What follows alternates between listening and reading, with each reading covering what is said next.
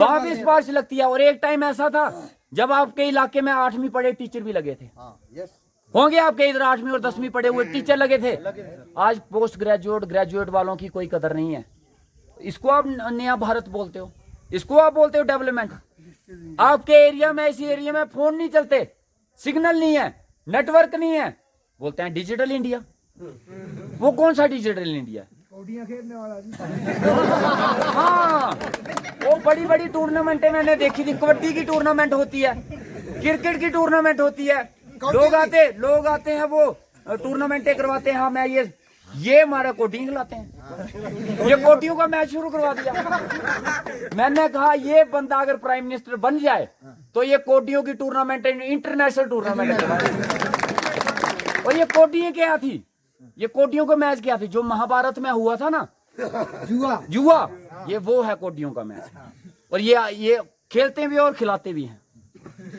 मंगियार में वो एक बार वो डेथ हो गई। 4-5 परिवार के कुछ आदमी थे, उन्होंने वो सेड़ियां वगैरह खाई, उधर डेथ हुई है। और वो बंदा वहां उसी दिन कोटियां खिलवा रहा है। लगाओ हिसाब, क्या है? क्या बोले इसको? एमएलए बोलेंगे हम। और फिर भी एमएलए द्वारा चले हैं, पता नहीं क्या सोच लेके कि क्यों लोग मुझे वोट देंगे। उनको आज भी ये लगता है कि मैं जो मर्जी करूं, मैंने जो मर्जी किया हो, लोग सब भूल जाएंगे। जब वो फूल और वो बाहर से दिल्ली के लीडर आएंगे, उनको देख के ये लोग सब भूल जाएंगे। उनको लगता है हम बेवकूफ हैं, हम वो सारी चीजें भूल जाएंगे। जोड़े माता में ये बड़े बीजेपी वाले बोलते हैं हम बड़े हिंदू हैं। आप हिंदू नहीं हो। हिंदू पता कौन है इनकी नजरों में? जिसके पीठ के ऊपर वो फूल का मोर लगी हुई है। मेरे पीछे नहीं लगी है, आपके पीछे लगी है वो। अगर इनकी नजरों में हिंदू वो है जिसके पीछे वो फूल का बूटा जमा हुआ है। हमारे नहीं ना जमा है, इसलिए हम नहीं है। और इन हिंदुओं की हालत देखो। इन हिंदुओं की हालत ये है कि जोड़ा माता में नवरात्रों के तरह जब इन्होंने लाइट के लिए मांगे, लाइट की मांगी, तो इन्होंने उनके साथ बदतमीजी की। कहते शिलना वालो। उसके बाद वो लोग मजबूरी में नवरात्रों के टाइम पूरा का पूरा, जब वो बेचारे ताम झाम काम में लगे हैं, लोगों की यात्रियों की सेवा में, उनको मजबूरन मंदिर छोड़ के, लंगर छोड़ के, बनी में रोड में उतर के इनके खिलाफ मुर्दाबाद के नारे लगाने पड़े थे। ये वो लोग हैं। और फिर उसके बाद ये बोलते क्या हैं? राशन वालों को बोलते हैं कि इनका राशन बंद कर दो, इनको ऊपर स्टोर से राशन नहीं देना। लोग राशन देते हैं। लोग नवरात्रों में जहां जग होता है, जहां धाम लगती है, अपने से कुछ ना राशन देते हैं, दान करते हैं। ये राशन बंद करवाते हैं मुलाजिमों के खिलाफ एक्शन। और उसके बाद जो उस वहां पे नवरात्रों में सेवा दे रहे थे, जाते हैं गवर्नमेंट एम्प्लॉय, 9-9 दिन वहां पे काम करते हैं, हर साल अपने पैसे देते हैं, तनख्वाह देते हैं, जूठे बर्तन मांजते हैं। उनके खिलाफ उनकी एक्सप्लेनेशन निकल गई। जो गवर्नमेंट एम्प्लॉय, इनकी एक्सप्लेनेशन निकालो, है इनसे माफियां मंगवाओ। ये है बीजेपी के हिंदू, ये हमारे बनी के बीजेपी के हिंदू, ये हैं। ये हमें हिंदुइज्म सिखाएंगे। ये बताएंगे हमें हिंदू क्या होते हैं। इनसे सर्टिफिकेट लेना है। जिनको सुबह शाम का पता नहीं है, मंदिर कभी गए नहीं होंगे, पूजा पाठ कभी की नहीं होगी, और जो करते हैं उनको भी तंग करते हैं। और हमें ही बताएंगे कि देवी देवता क्या होते हैं और हिंदू क्या होते हैं। इनके पास कुछ नहीं रहा जनाब। वोट मांगना, अपने काम किए नहीं है, अपनी कुछ काबिलियत है नहीं है, मोदी के नाम पे और योगी के नाम पे वोट मांगेंगे। ठीक है, एक चीज। दूसरा ये है, अब ये पैसे देके वोट खरीदेंगे, साड़ियां देके वोट खरीदेंगे, छतरियां देके वोट खरीदेंगे, अब टोपियां देके वोट खरीदेंगे। अब ये करके वोट खरीदने की कोशिश करेंगे। और इनके पास कुछ नहीं है। और एक और कोई पार्टी चढ़ी है बाल्टी वाली, उसका निशानी बाल्टी है। बाल्टी भी खाली, उसमें कुछ होता तो तब भी बोले वो खाली भांडा। हाँ, वो खाली है, ढक्कन उसके ऊपर, ढक्कन नहीं है उसके ऊपर। हम घर से जाते हैं ना, हम घर से बाहर निकलते हैं तो आगे से खाली भांडा आए तो हम वापस आ जाते हैं। वो वाला भांडा, खाली भांडा। और एक बात और याद रखना, वो बाल्टी और वो फूल एक ही हैं, अलग नहीं है, एक ही चेहरा है। ऐसे करके देखो या ऐसे करके देखो, वो दोनों एक ही चीज है। वहां वोट डालोगे तब भी फूल में जाएगा, और वहां और कभी डालोगे तो भी फूल में जाएगा। समझ गए? वो पार्टी ही बीजेपी को कामयाब बनाने के लिए बनाई गई है। वो गुलाम नबी आजाद साहब हमारे बड़े अच्छे लीडर हुए जम्मू कश्मीर के, लेकिन वो भी बीजेपी की सियासत में फंस गए।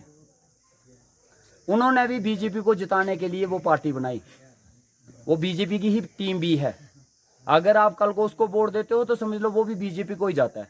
और आजकल शोषा क्या चला है, अब उनको पता चल गया है कि आ तो गया बंदा, डंडा ही बना दिया इस डॉक्टर ने, करें तो करें क्या। अब ये मुसलमानों के बीच में जाके क्या बोल रहे हैं, ये डॉक्टर जो है ये आरएसएस का बंदा है, ये जीत गया है, ये अगर जीत गया तो इसने बाद में बीजेपी में जाना है और आपके गले काट देगा। ठीक है, मुसलमानों को ये बोल रहे हैं। और हिंदुओं को क्या बोलते हैं, ये टोपी पहनता है, ये मुसलमानों का बंदा है, ये जीत गया तो ये एनसी में जाएगा।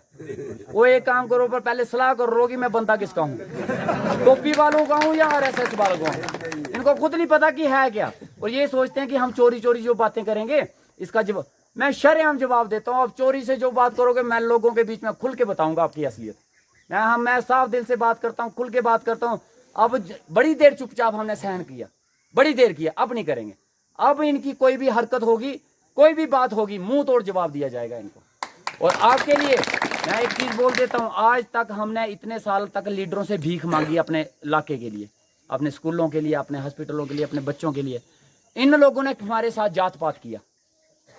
जात पात का सबसे बड़ा सबूत क्या है, जब पहाड़ी एसटी स्टेटस मिलने लगा, ये अमित शाह जी के पास गए, हमारे एमएलए साहब, इन्होंने कुछ जातियों के नाम लिए कि इनको ही पहाड़ी स्टेटस दिया जाए। क्या गरीब लोगों की कोई जात होती है? गरीबी किसी को देख के आती है, ये इस धर्म का है, इस जाति का, इसके घर जाऊं, इसके घर नहीं जाऊं। आप ठक्कर कम्युनिटी के लोग हैं, आप गरीब नहीं हो? मैक्सिमम होते हैं ना। ब्राह्मण कम्युनिटी के लोग गरीब नहीं होते, महाजन गरीब नहीं होते, मुसलमान गरीब नहीं होते, तो फिर उनको पहाड़ी एसटी स्टेटस क्यों नहीं दिलाया गया? जब पहाड़ी एसटी स्टेटस की बात आई, इन बरादरियों को, इन कौमों को जीवनलाल जी ने बाहर रख दिया, अपने मेमोरेंडम में इनका नाम नहीं दिया, 2-3 जातियों का दिया। उनकी किस्मत अच्छी थी, उनका भला हो, उनके ऊपर भगवान के आशीर्वाद था जो उनको मिल गया। हमारा गुनाह ये है कि हम ठक्कर कम्युनिटी में पैदा हो गए, ठीक है ना। हमारा गुनाह ये है कि हम ठक्कर हैं। मुसलमानों का गुनाह ये है कि वो मुसलमान है, ब्राह्मणों का गुनाह ये है कि ब्राह्मण है, महाजनों का गुनाह ये है कि महाजन है, ठीक है ना। इसी वजह से हमें पहाड़ी एसटी स्टेटस नहीं मिला। ये इन्होंने हमें पहाड़ी एसटी स्टेटस नहीं देके हमारे एक छोटे छोटे बच्चों के गले काटे हैं। ये कातिल है हमारे बच्चों के। ये नहीं चाहते कि हमारे बच्चे भी कहीं सरकारी, ये चाहते हैं इन बरादरियों के बच्चे हमेशा पल्लेदारी करते रहें, इनके घर में नौकर रहें, इनके झंडे और डंडे उठाए, इनके बैग उठा के और इनके आगे पीछे घूमते रहें। ये साजिश चलेगी हमारे साथ। अगर इन लोगों ने हमें पहाड़ी स्टेटस नहीं दिया है तो ये हमसे वोट मांगने के भी हकदार नहीं है। इनको हमारा वोट भी नहीं जाना चाहिए, एक वोट भी इन बरादरियों का, कम से कम इन बरादरियों को तो बिल्कुल ही नहीं जाना चाहिए, क्योंकि इनके साथ जात पात भेदभाव किया गया है। अब ये आरएसएस, एकल विद्यालय संघ, बजरंग दल, बड़ी टीमें आ रही हैं इनके जिताने के लिए, जीवनलाल जी को जिताने। उस चीजों से बचना। अब ये आपको बोलेंगे देश हित में वोट दो, अब ये बोलेंगे मोदी के लिए वोट दो, ये बोलेंगे मंदिर के लिए वोट दो, ये पता नहीं किस किस के लिए वोट मांगेंगे। लेकिन वोट देना किस लिए? अपने बच्चों के लिए। वोट ये देने से पहले ये सोचना कि इन्होंने हमारा पहाड़ी स्टेटस में हमारा नाम नहीं दिया था। वोट देने से पहले ये सोचना कि हम जब कोरोना में बाहर फंसे थे, हम इनको फोन करते थे, ये बोलते थे कि हमसे पूछ के गए थे क्या, हमने बाहर भेजा था। वोट देने से पहले ये सोचना कि हमारी माताएं बहनें जब प्रेग्नेंट होती हैं और वो अल्ट्रासाउंड के लिए इधर जाती हैं तो इनको अल्ट्रासाउंड नहीं मिलता, कठुआ में जाके अल्ट्रासाउंड करवाना पड़ता है। वोट देने से पहले ये सोचना कि हॉस्पिटल में गायनी का डॉक्टर नहीं आज तक दे पाए। वोट देने से पहले ये सोचना कि आपकी रोल का हाई सेकेंडरी में टीचर नहीं दिए, जिसकी वजह से आपके बच्चों का रिजल्ट 0% आया, उनका भविष्य इनको बेड़ा गर्क कर दिया। वोट देने से पहले ये सोचना कि आपके यहाँ जो बिजली की तारें हैं वो आज भी लकड़ी के खंभों पे और पेड़ पे लटकी हुई हैं। वोट देने से पहले ये सोचना कि आपके यहाँ एक आयुर्वेदिक डिस्पेंसरी है, यहाँ पे 3 साल से आज तक कोई डॉक्टर नहीं आया है, कोई डॉक्टर नहीं लगा सके ये पे। ये सारी चीजें सोच के वोट देना, ये बाकी शोशों में आके वोट देने की कोशिश नहीं करना। अब वक्त हमारे पास नहीं है, वक्त कम है, टाइम हमारे पास इतना नहीं है, कॉन्स्टिट्यूंसी बहुत बड़ी है, बाहर सुधरोते वाली साइड, बेंजल बुडाल वाली साइड भी जाना है। तो अब मैं यहाँ पे तभी आऊंगा जब आप मुझे कामयाब बनाओगे। और रही बात, मेरा कोई वर्कर नहीं है, मेरी कोई पार्टी नहीं है, जेबें खाली हैं। मेरे पोस्टर चिपकाने के लिए और एजेंटी करने के लिए मेरे पास पैसे नहीं है। हम खड़े हैं जी। जो लोग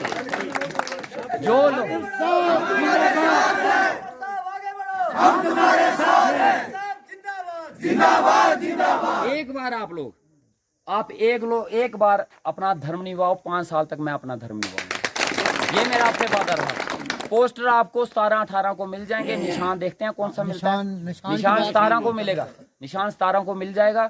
17 के बाद आपको 17 या 18 को हमारा दफ्तर है बनी में पुलिस स्टेशन के पास, वहां पे आके अपनी जिम्मेवारी से खुद ये सोचना कि इलेक्शन आपकी है, लड़ाई आपकी है और लड़ना आपने है, और आप खुद इसका और एजेंट भी वही बनना जो पैसे नहीं मांगे, क्योंकि मेरे पास पैसे नहीं है देने के, ठीक है। और उसके बाद मुझे ऐसा नहीं लगे कि कोई ये बोले कि डॉक्टर को हमने वोट देना था लेकिन वो हमारे पास आया नहीं।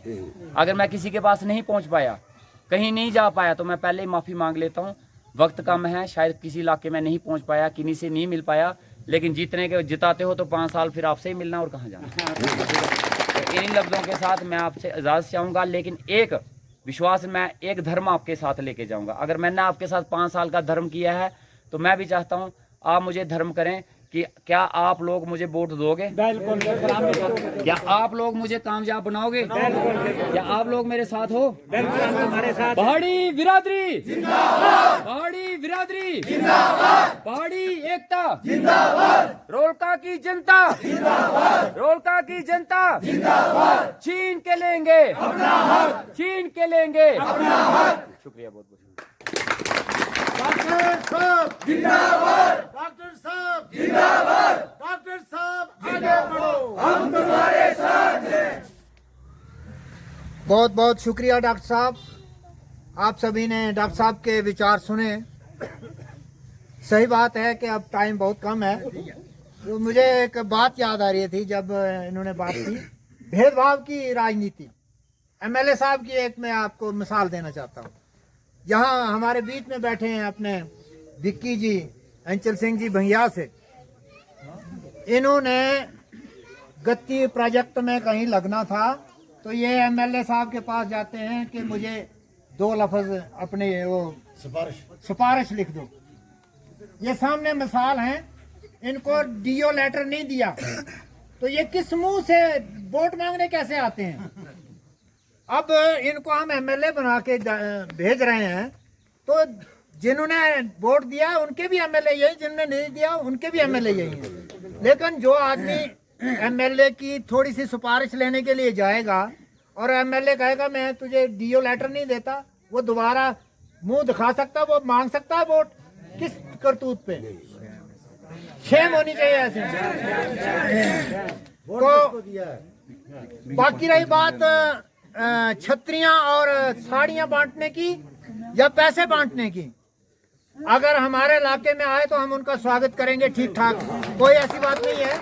लेकिन अगर किसी के पास किसी को मिल जाते हैं पैसे, खा लो, बहुत माल लूटा है इन्होंने, पैसे भी ले लो और वोट डॉक्टर साहब को दो, साड़ियां उनसे ले लो, वोट डॉक्टर साहब को दो।